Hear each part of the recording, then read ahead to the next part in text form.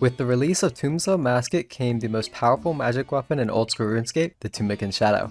The Tumeken Shadow triples your magic accuracy and magic damage, which is why it is so powerful. The weapon being as good as it is makes obtaining one quite expensive.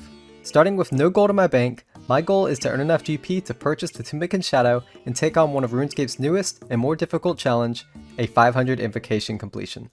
Here is 0 GP to Tumeken Shadow. Hello everyone and welcome to the 12th and final episode of 0 GP to Tumeken Shadow. The finale where we finally obtain the Tumeken Shadow, create a setup to complete a 500 Invocation, Tombs of a Masket, and do just that. To start this episode, we are going to go ahead and obtain the Tumeken Shadow, and as you may have guessed, in order to do so, I will have to sell off the Twisted Bow. I know this goes against what I said after obtaining it, but I'm ready to finish the series, and completing a 500 Invocation raid with just a Tumeken Shadow and no Twisted Bow, it's going to be quite the challenge. I sold the Twisted Bow for a little bit under 1.3 bill, and I was hoping the Tumeken Shadow would go down a bit to be around that as well, but unfortunately it's kind of sitting at around 1.4 bill, so I'll need to grab about another 100 mil. I sold off some of the gear I bought in the last episode, a little bit over 90 mil, and funny enough, I think we're still short on the money that we need for the Tumeken Shadow. I'm just going to try to get this to 1.4 bill, so I definitely have enough money, and then we'll go ahead and look at putting a buy offer in. I've sold off more stuff I probably won't need for the 500 Invocation, and here we are, we have 1396 mil. That should be enough to afford the Tumeken Shadow, so let's go ahead, look up some prices, and put an offer in. Well, I completely forgot to record me grabbing the Tumeken Shadow, but if we go ahead and check the bank, we've got it. And no, I did not just get this from something else. I do have the history of me buying the Tumeken Shadow for 1393. Funny enough, right after I bought it, it did kind of spike up in price. Currently, it's worth like 1.41 bill. I don't know if that's going to stay that price. I would guess it would go down. I really don't think it's worth even what I paid for it. I think it's worth like less than a Twisted Bow in my honest opinion. But it is what it is. We do have ourselves a Tumeken Shadow, and if we check the bank, other than the Tumeken Shadow, we have 164 mil to buy gear for the Tombs of a Masket. In order to create a setup for the 500 Invocation Tombs of a Masket, I reached out to one of the most experienced raiders I can think of, Mulgoat Kirby. And we came up with a setup that is extremely strong for the Tombs of a Masket run I am planning on pursuing, so let me go ahead and show it to you. Here is the setup we came up with: 3 powerful weapons, the Asmuten's Fang, the Bofa, and of course the Tumeken Shadow, with some half decent gear, all the magic damage I could afford, some crystal armor in there for the bow. All in all, I am extremely happy with this setup. There is one small issue with this setup, and that being is the cost, as the 160 mil in my bank is nowhere near the amount of money I would need to make this setup possible. I think the Bow of Faradin's around 130 mil alone, so that means I'm going to have to make some money. Since I'm making money for the Bow of Faradin and also armor seeds, I feel like it's a good opportunity to do some perfidious money making in order to get some crystal shards as well. And what do I mean by that? Probably doing things such as Zolcano, pickpocketing elves, and maybe even doing a little bit of the gauntlet as well, as there's always a chance of just getting the Bow of Faradin from the gauntlet. And if I do that, then yeah, that's done. I'll have the Bow of Faradin and plenty of money to spend on everything else. So I'm probably going to do a mix of the 3, starting with thieving because I do want to AFK for a little bit, and whenever I want to do something more active, I'll probably switch to Zolcano and the gauntlet, and we'll see how that goes. It's worth noting, since the last time I've done some thieving here at the Elves, I have achieved 99 thieving, so it should go a bit more smooth. Just like the first 2 enhanced crystal teleport seeds I got, I wasn't paying attention at all. Look back at the screen, and what do you know, we've got ourselves 2 teleport seeds, and this one was pretty fast. Look at that, 338 elves, and we've already made ourselves 5 mil. I guess they are that expensive, so I may spend a decent amount of time here if I can make 5 mil that fast. Obviously, I did get quite a bit lucky, but it is quite nice with the thieving cape and the Shadow Veil spell, so yeah, let's keep going. Unfortunately, after that last clip, I fell a bit sick, so I ended up thieving elves longer than I would have wanted for money, but I will say with 99 thieving, it is pretty amazing money given the attention required, so let me show you how it went. I pickpocketed around 8,000 elves, and in those 8,000 elves, I got 20 enhanced crystal teleport seeds, which is around 50 mil, and a little bit of extra stuff as well. That is a lot of money, and now I think we have enough for everything we need. After selling off pretty much everything in my bank, I realized I'm going to need a little bit more money than I thought I did. Fortunately, I did have enough money to get the Boa Ferretin, so I went ahead and bought that. But in order to get the Boa Ferretin, I did have to sell off my Arams, and I did sell off my Torture as well and my Tormented Bracelet. I think I'm going to be bringing a Blood Fury, so that should be a little bit cheaper as long as I don't use all of the charges. And I definitely will need to buy my Tormented Bracelet back. And with the Boa Ferretin, I will definitely need Full Crystal. So I got about 50 mil worth of seeds last time, and I guess I'll need around another 50 mil worth of seeds. But I guess the good news is I am actually stacking up on the crystal shards pretty hard, and maybe if we're unlucky or lucky, however you want to see it, we can have enough shards to actually corrupt our Boa Ferretin. After another session of pickpocketing elves, I think we finally have enough money this time to purchase everything we need, though I think there is only one way to find out, and that is selling everything. But before we do, there is one thing I want to go ahead and show you guys, and that is the loot tracker, because I've gotten 42 crystals, which is doubled, so 21 crystals and 18.7 thousand pickpockets, which is quite nice. It's about average, maybe slightly lucky, which is expected, to be honest. But the most amazing thing is I was actually a little dry, and within the past 5 minutes, I've actually gotten 1, 2, 3 pickpockets of the enhanced crystal teleport seed. So within the last 5 minutes, I've actually made myself 15 mil, so very interesting. Since last selling the enhanced teleport seeds, they've actually gone up a little bit. As you can see, 2.76 mil instead of the 2.5 mil that I sold them before, which isn't a lot of money, but since I have so many of them, the 250k ends up being like an extra 5 mil or something like that. But not only have the teleport seeds gone up, but the Boa Ferretin has actually gone up quite a bit. As you can see here, 163 mil. I'm pretty sure I bought it at 130 mil, so I'm very glad I decided to buy the Boa Ferretin instead of buying anything else. The Tumeken Shadow is around where I bought it. Also, while pickpocketing the elves, I got myself the stale baguette from the random mystery box. I didn't really expect it, so I wasn't recording at the time, but as you can see here, it is in the collection log, so an extra 400k from the stale baguette. Plus, I've been catching the crystal implings as well, as you can see here, up to 37, so a little bit of extra money there. We should definitely have enough money for everything we need, though armor seeds have also gone up with the Boa Ferretin, but not like a crazy amount. We'll just sell everything and actually show the cash. I have finished selling off all of the teleport seeds, and here is the money that I got from pretty much everything else, including the 5 mil that I had from just pickpocketing. So there we are, 67 mil. That should be more than enough money for everything I need, which is just like full crystal. I need to buy the tormented bracelet back, and I think Arams, and then probably a few staff charges, but other than that, I think that's it. So maybe a bit overkill, but that is a good thing, because there should be a decent amount of supply costs. There we are. We have now purchased everything we need to go ahead and start doing some 500 Invocation Tombs of a Masket. And we have about 8 mil left over, which I'll probably pump into staff charges and other supplies, which I'll need. But before we get started with any of that, I do also have the 1 elite clue that I got from the crystal implings and 2 beginner caskets that I got from birdhouse runs. So let's just run through those. It looks like we got ourselves a mimic. We can actually test out our Tumeken Shadow for the first time.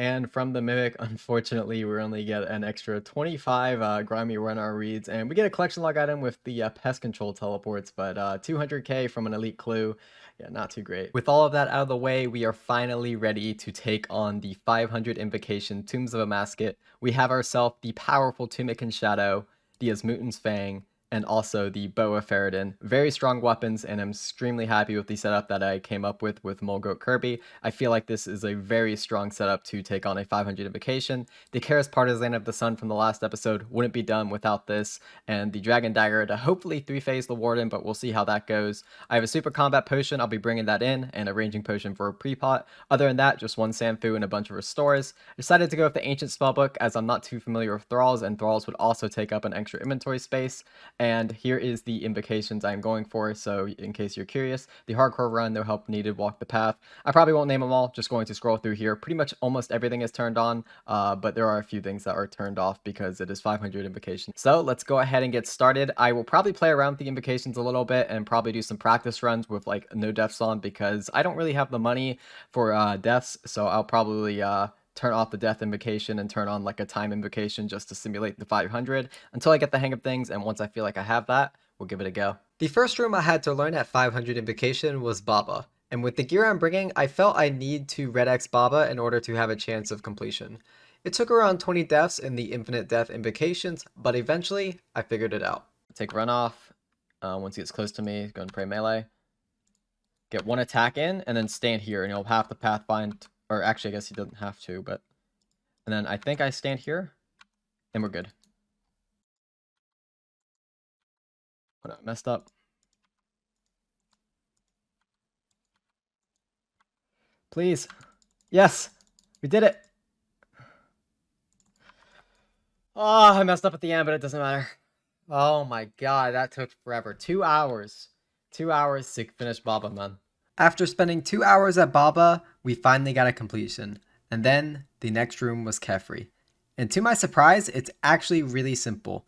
Nothing really changes from the 300 invocation raids I'm used to, except for everything just has higher stats, so I was actually able to complete it on the first try. I mean, I guess the dung starts to add up after a little bit, but it's like, it's still so much spots. Like, it's not no problem. 500 invocation, bug room done with one Sanfu dose and 4 restore doses. Very easy room. The next room in my rotation was Akkha, and this one caused me the most trouble. And no, I'm not just memeing on the double trouble invocation. I died on Akkha quite a bit more than even Baba, totaling about 40 deaths, to which I gave up on after that to look into some different methods to make Akkha a bit easier, and eventually I found this gem. Alright, now you guys get to see the crazy method. 1, 2, 3, 4...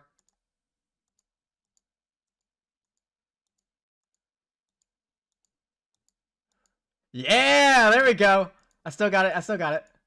I'll leave the video I found showing this method in the description if you're interested, but this staircase method with double trouble makes Akkha actually feasible with my setup, and after just a few attempts, we finally got a completion.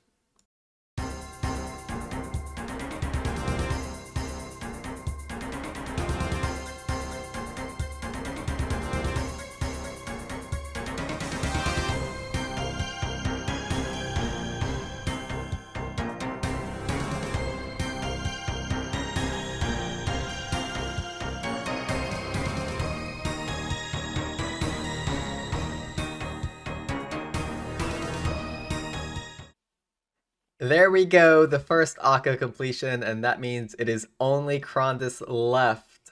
And to my surprise, Zebak was actually very similar to Kephri, in the sense that there's no major changes from the 300 invocations I'm used to the 500 invocation Zebak.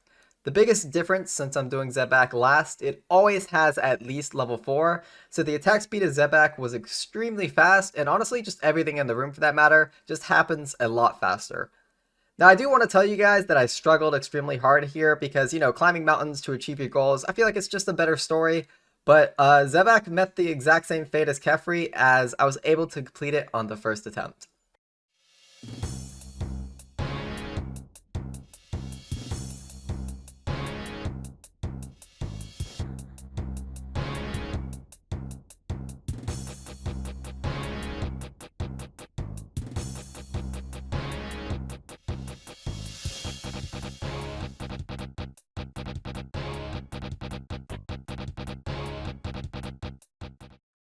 There we go! Zebak completed first try, even got the combat achievement, and now it is only the Wardens left. Unfortunately, I was still using the invocations for infinite deaths during this run, otherwise there was actually potential to complete the 500 invocation right then. But with that being said, my first attempt at the 500 invocation Wardens went amazing. Genuinely, just like Kephri and Zebak, it's the same mechanics, just more HP, and things were also just happening a little faster. So, let me just stop talking for a minute and you guys can see for yourself how well my first Warden attempt went.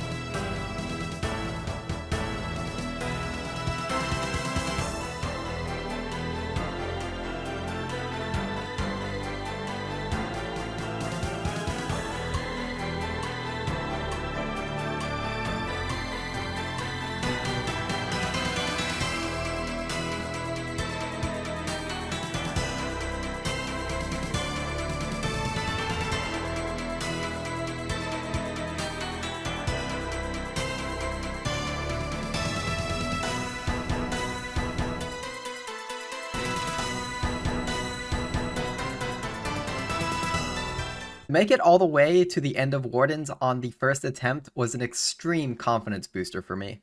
After that run, I knew I could complete the 500 Invocation with the skills I've learnt so far, so I decided to switch up the Invocations and turn on Hardcore Run and go for the 500 Invocation run for real. As you can imagine, there were a lot of deaths that followed, and I'm very fortunate I had those extra mills to pay for them, as each death was quite expensive and ended up using all of my cash on deaths by the end of it. I went ahead and put all the deaths into a compilation for you guys, so I hope you enjoy.